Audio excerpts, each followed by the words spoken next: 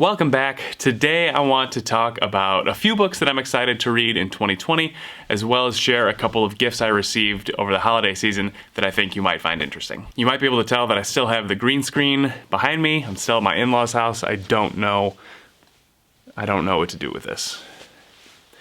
What are some cool things? Make me look cool. First is Why I Write by George Orwell. I actually know almost nothing about this book, but I've heard that his nonfiction is just as good as his fiction, so as a fan of his other work, I'm excited to give this one a try. It's really thin, should be a quick read. I'll let you know what I think, hopefully in like a week or two.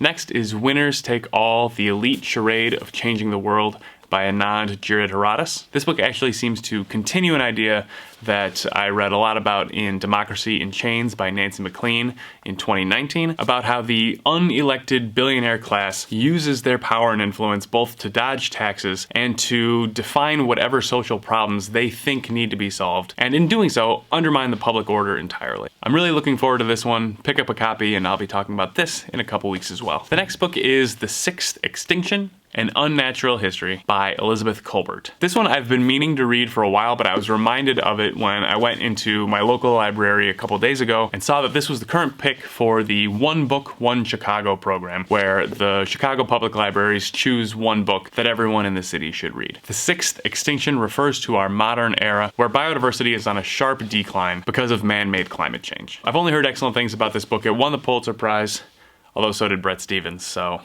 what does that even mean anymore? The next book I'm honestly kind of dreading reading. It sounds incredibly depressing, but also really important.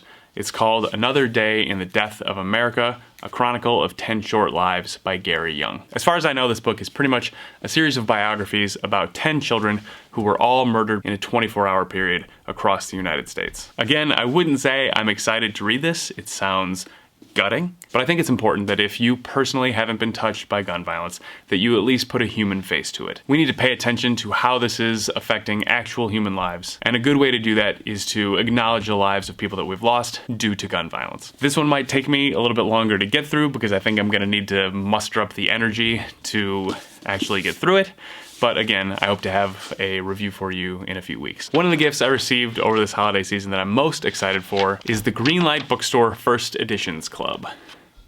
Basically what this means is that once a month I will get a brand new hardcover first edition autographed copy of a book in the mail, and it's a book that I have no idea what it is. I've checked out which books they have selected for previous years, and so I'm really excited to just be getting a random book in the mail once a month that is signed by the author. This is the first edition that I have no idea what it's gonna be. Those books I might not send out to people if they retweet my videos. I think I might want to hang on to the autographed first editions. Either way, I'm really excited for this. Highly recommend it. Hopefully I'll keep going with this because I would love to build a whole new library based on autographed first editions. The last thing that I received as a gift that I'm really excited about is perhaps the most ridiculous gift I've ever received. I spend a lot of time at my desk reading and writing. While I'm reading and writing, I would guess that 15 to 20% of the time my coffee is too hot, and I spend my time with my attention divided between what I'm reading or writing and worrying about if I'm gonna miss the perfect window of drinkable temperature for my coffee. The rest of the time, I'm either miserable because my coffee is too cold, or I'm walking back and forth between my desk and the kitchen, putting my coffee in the microwave. Either way, my coffee is a distraction from my reading and writing, and I think that sucks. I want to eliminate that distraction so that I can read without being interrupted and write while focusing and concentrating for longer stretches of time. And so I asked for and received the Ember temperature-controlled mug. I know it's ridiculous, but this is something I asked for as a gift because I knew I would not buy it for myself. But either way, if it leads to more sustained periods of concentration with reading or writing, it will 100% be worth it. That's it for today. Thanks for watching again. If you want to see me curse at New York Times opinion writers, follow me on Twitter at Jeff_Killinger. If you're a fan of double chins, follow me on Instagram at Jeff_Killinger. Otherwise, that's it for today. Thanks for watching. Close the laptop, put your phone away, pick up a book. I'll see you next time.